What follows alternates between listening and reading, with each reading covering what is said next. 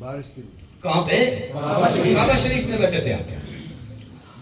اور وہاں کے اس دور کے جو علماء تھے اعلیٰ حضرت کے شاگرد بنے, مرید بنے, اجازتیں لی, اپنا امام اور پیشوا تسلیم کیا, کیونکہ بہت سے مسائل جو ان سے حل نہیں ہوتے تھے اعلیٰ حضرت نے حل فرمائے. اور وہ اعلیٰ حضرت کی کتابیں یادگار کے طور پر کعبہ شریف حرم مکی کے کتب خانے میں موجود ہے, ریکارڈ میں محفوظ ہے. اس دور میں جو آپ نے لکھی تھی. بخار تھا, بولو بخار بھی جی 100 یا 99.5 کا نہیں بلکہ 104-5 کا شدید بخار. تو اعلیٰ حضرت اٹھے اور ذرا ٹھنڈ بھی تھی تھوڑی سی, آپ نے کعبہ شریف کا طواف شروع کر دیا. ایک روایت ہے کہ جو بندہ کعبہ شریف میں بارش میں طواف کرے وہ ایسے ہے جیسے رحمت کے دریا میں چل رہا. علماء مکہ نے عرض کی حضور آپ کو بخار ہے, طبیعت سے ناساز ہے, اور یہ ٹھنڈ لگ گئی تو پھر مزید طبیعت خراب ہو سکتی ہے, اور جس روایت پر آپ عمل کر رہے ہیں وہ ہے بھی ضعیف, اس کے مقابلے میں کوئی صحیح بھی نہیں ہے کہ وہ تاکید کرے, روایت بھی ضعیف ہے, تو آپ خامخواہ اپنے آپ کو ایک مصیبت میں دے رہے ہیں. تو آپ نے کیا فرمایا ذرا سنیے. آپ نے فرمایا روایت تو ضعیف ہے لیکن امید بڑی قوی ہے. نعرہ تکبیر, نعرہ رسالت, نعرہ حیدری, تاجدار ختم نبوت. تو اب بتائیے کہ امید ہے جب حدیث سے آگے ضعیف ہوں بھی صحیح موضوع تو نہیں ہے, من گھڑت تو نہیں ہے, منکر تو نہیں ہے. ضعیف روایت ہو جب ایک نہ ہو کئی مل جائیں وہ ضعیف نہیں رہتی, وہ حسن بن جاتی ہے. بولو کیا بن جاتی ہے؟ تو حضرت صدیق اکبر نے یہی روایت بیان فرمائی سرکار کے حوالے سے, مولا علی نے یہی بیان فرمائی, عائشہ صدیقہ ام المومنین نے یہی روایت بیان فرمائی, حضرت معاذ بن جبل نے یہی بیان فرمایا, حضرت ابو موسیٰ اشعری نے یہی بیان فرمایا, حضرت ابو ثعلبہ نے. وہ پوری جماعت صحابہ روایت کر رہی ہے. اگر نیچے راوی ضعیف ہوں تو ایک ہو تو پھر وہ کمزور ہوگا. اگر کوئی کسی کو انگلی مارے زور سے تو کیا ہوگا جی؟ ٹوٹ جائے گی. یہ اس سے بڑی ہے چھوٹی سی وہ مارے اس کی خیر نہیں, تیسری بڑی ہے اس سے وہ مارے, ایک انگلی شہادت مار دے, انگوٹھا یوں مار دے, لیکن یوں کر کے مار دے. وہ ہمت کرو ذرا, طاقت ہے کہ تو کمزور مل جائیں تو کمی بن جاتے ہیں.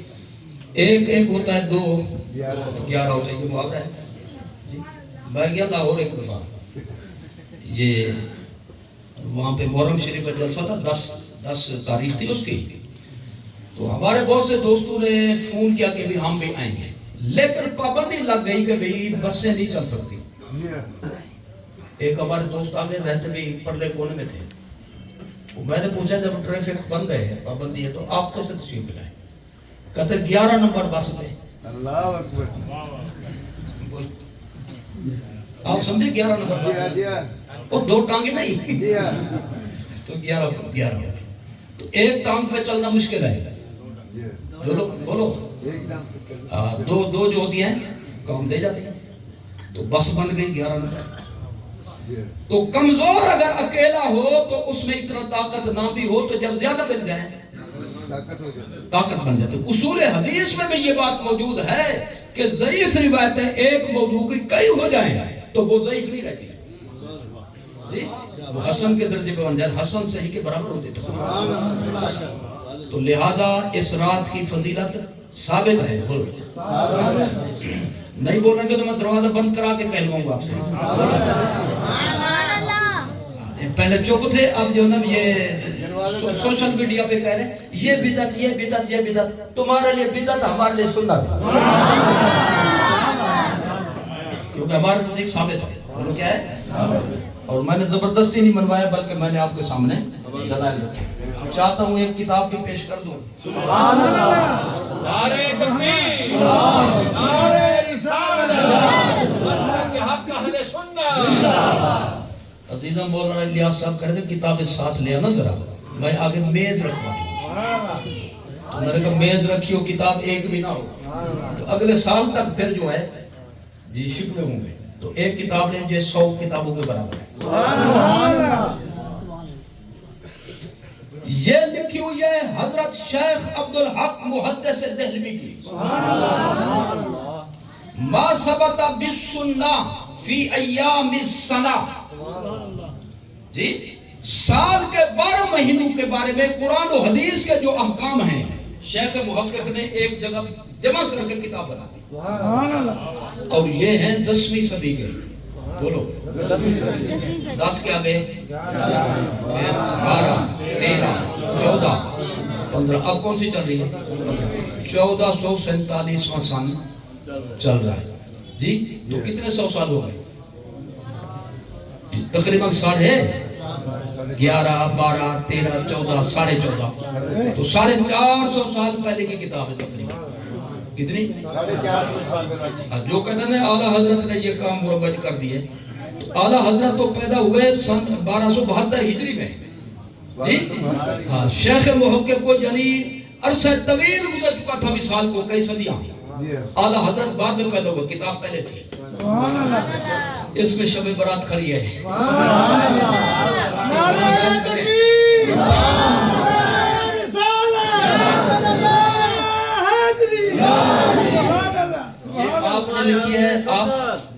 آپ نے لکھی ہے عربی میں شیخ محقق نے عربی میں. اور پھر ایک بات یہ سنیں کہ پورے بر صغیر میں کیا کہا ہے میں نے بولو آہستہ بولو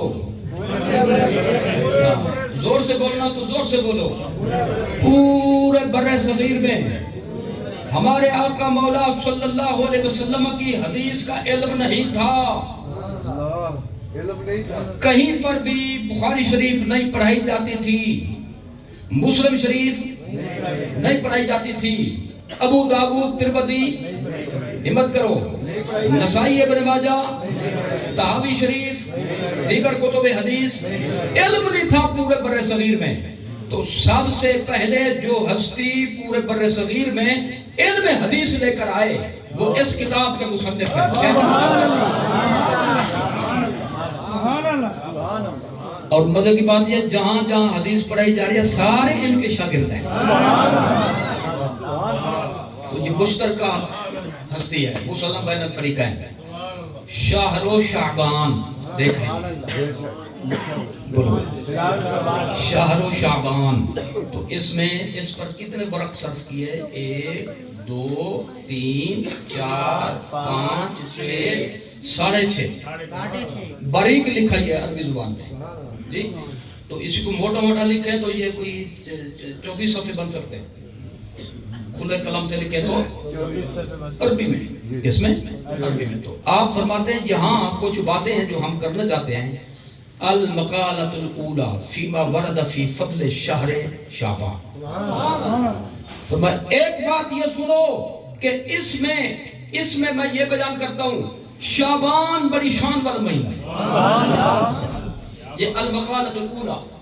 المقالۃ الثانیہ یعنی دوسری بات فی فضلی لیلۃ النصف من شعبان بخصوصها. اس کی 15ویں رات کی بھی بذات خود ایک مستقل فضیلت ہے. مہینہ بھی شان والا اور 15ویں رات بھی شان والا. یہ ہو گیا مقالہ ثانیہ. اب لیجئے مقالہ ثالثہ المقالۃ الثالثہ. جی فی قیام لیلۃ النصف من شعبان وصیام یومہا. یہ بھی ثابت ہے کہ رات کو شب بیداری کی جائے اور 15ویں شعبان کا روزہ بھی ساتھ رکھا جائے. چاہیں تو ایک مزے کی بات سناتا ہوں. مزے کی بات سناتا ہوں. مزے کی بات یہ ہے کہ اس کا اردو ترجمہ بھی ساتھ ہے اور یہ ہمارا ترجمہ نہیں. جو شب برات کے بارے میں سوال کرتے ہیں پوچھنا چاہتے ہیں میں بھی ان کو سمجھانا چاہتا ہوں ٹھنڈے دل سے جی کہ موقع ہے یہاں بحث کی ضرورت نہیں جھولیاں بھرنے کا مقام ہے. جی تو اس کتاب کے مقدمہ لکھنے والے بہت بڑے پیشوا یعنی ان کے جو جن کو زیادہ سوالات ہیں جی شعبان کے اور فضیلت لیلۃ البرات کے بارے میں، وہ کہتے ہیں کہ کوئی یہ کہے کبھی کتاب کیسی ہے، انہی کتابوں میں سے ایک بہت اہم کتاب ما ثبت بالسنہ ہے۔ اس کے مصنف حضرت شیخ عبدالحق محدث دہلوی رحمت اللہ تعالی علیہ کا نام نامی ہی اس کتاب کے مستند، معتبر اور بلند پایہ ہونے کی ضمانت ہے۔ سبحان اللہ جی یہ بڑی عام کتاب ہے، ترجمہ بھی شائع کر دیا، عربی بھی ساتھ موجود ہے۔ تو اس میں خصوصیت کے ساتھ شیخ محقق نے جو یہ تیسرا مقالہ لکھا کہ بھی اس رات میں جا کر عبادت کرنا یہ کیسا ہے، تو آپ نے بے شمار دلائل پیش کرنے کے ساتھ ساتھ یہ فرمایا، کیا فرمایا آپ نے؟ وَقَانَ خَالِدُ بْنُ مَعْدَانَ وَلُقْمَانُ بْنُ عَامِرٍ وَوَافَقَهُمَا إِسْحَاقُ بْنُ راہویہ دونوں پڑھ سکتے ہیں، یحیی هذه الليلة بجماعة في المسجد وَكَانَ خَالِدٌ وَلُقْمَانُ يَلْبَسَانِ فِيهَا أَحْسَنَ الثِّيَابِ وَيَقْتَحِلَانِ وَيَقُومَانِ فِي الْمَسْجِدِ تِلْكَ اللَّيْلَةِ۔ سبحان اللہ یہ میں نے پڑھی عربی، ترجمہ خود نہیں کرتا، ترجمہ ساتھ کو پڑھ کر سناتا ہوں آپ کو کہ اس کا ترجمہ کیا بنتا ہے، ذرا سنیے جناب۔ اس کے صفحہ نمبر 202 پہ اس کا ترجمہ موجود ہے، اور جو میں نے عربی پڑھی آپ کے سامنے وہ ہے 354، عربی متن ہے 354 پہ، کیونکہ عربی بعد میں رکھی ہوئی ہے، وہ ترجمہ اس کا پہلے رکھا گیا ہے۔ تو ترجمہ ہے صفحہ نمبر 203 پر، 202 پر، 203 پر یہ سارا چل رہا ہے۔ دیکھیے جی اسی عبارت کا ترجمہ ہے جو میں نے ابھی آپ کے سامنے پڑھی۔ شعبان کی 15ویں شب میں مختلف روایتیں ہیں، آج کون سی ہے؟ تابعین میں سے، کہاں سے؟ تابعین وہ ہیں جو صحابہ کے شاگرد ہیں۔ حضرت خالد بن معدان مکحول یہ دوسرے تابعی، لقمان بن عامر یہ تیسرے تابعی شب بیداری کے قائل ہیں۔ آگے مزے کی بات مزید لکھی ہوئی ہے، خالد بن معدان، لقمان بن عامر، اسحاق بن راہویہ مسجد میں جمع ہو کر اس رات شب بیداری کرتے تھے۔ یہ ڈنڈی مار گیا پھر بھی، دیکھیں میں ڈنڈی آپ کو دکھاتا ہوں یہاں پہ، ترجمہ میں ڈنڈی کیا ماری، اس میں عبارت میں یہ تھا بے جماعت، اکیلے نہیں پوری جماعت کو لے کر مسجد میں شب بیداری کرتے تھے۔ جماعت ان کا لفظ چھوڑ گیا، پتہ نہیں کیا حکمت تھی اس میں۔ تو اس میں آگے لکھا ہوا ہے خالد و لقمان کی یہ حالت تھی کہ شعبان کی 15ویں شب میں یہ دونوں عمدہ لباس زیب تن کرتے، سرما لگاتے، رات بھر مسجد میں عبادت کناں جاگتے تھے۔ سبحان اللہ، نعرہ تکبیر، نعرہ رسالت، قائد اہل سنت، مفتی اعظم پاکستان، شیخ محقق ان کا نام لو جو یہ ہمیں رہنمائی کر رہے ہیں، جانتے تھے فتنہ پیدا ہو سکتا ہے ملک کے پہلے جی۔ اب شیخ محقق کا اپنا کلام سنیے، فرماتے ہیں اب جو شخص شعبان کی 15ویں رات کو شب بیداری کرے تو یہ امر احادیث کی مطابقت میں بالکل مستحب ہے۔ مستحب کا معنی ثواب کا کام ہے۔ اور قاعدہ کلیہ یہ ہے کہ جن احادیث سے کسی فعل کا جائز ہونا پایا جائے وہ فعل مستحب ہے، اور امام اوزاعی کا بھی یہی قول ہے۔ ایک اور امام بڑھا دیا شیخ موقف نے، تو معلومات مہینہ شان والا ہے، بولو شعبان کا مہینہ شان والا، 15ویں شب شان والی، شب برات شان والی، اور جو اس رات میں جاگیں وہ بھی شان والے. تو اللہ تعالیٰ نے یہ سعادت ہمیں عطا فرمائی اہل سنت و جماعت کو. جی میلاد ہو تو ہماری مسجدیں چمکتی ہیں, معراج ہو تو ہماری مسجدیں روشن ہوتی ہیں, شب قدر ہو تو ہماری مسجدیں روشن, اور شب برات ہو تو بھی ہماری.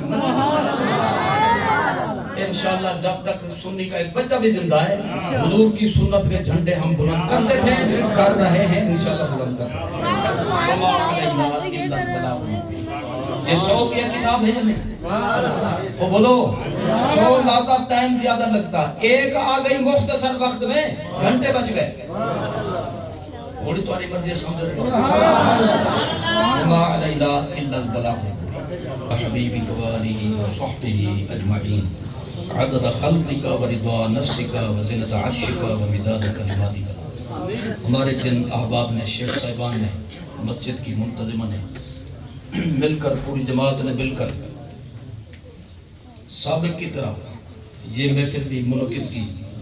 اللہ تعالیٰ اپنے محبوب کے صدقے میں ان کی محفل کے اس بنا کو, انتظام کو قبول فرمائے. جتنے حضرات اس میں خلوص و عقیدت سے شریک ہیں, دست بدعا ہیں, بزرگ ہیں, جوان ہیں, بچے ہیں, اللہ تعالیٰ سب کی حاجات حالات سب سے بہتر جانتا ہے. سب کے حسب حال فضل و کرم فرمائے, سب کی مشکلیں آسان فرمائے, پریشانیاں دور فرمائے, مقاصد حسنہ میں سرخرو فرمائے.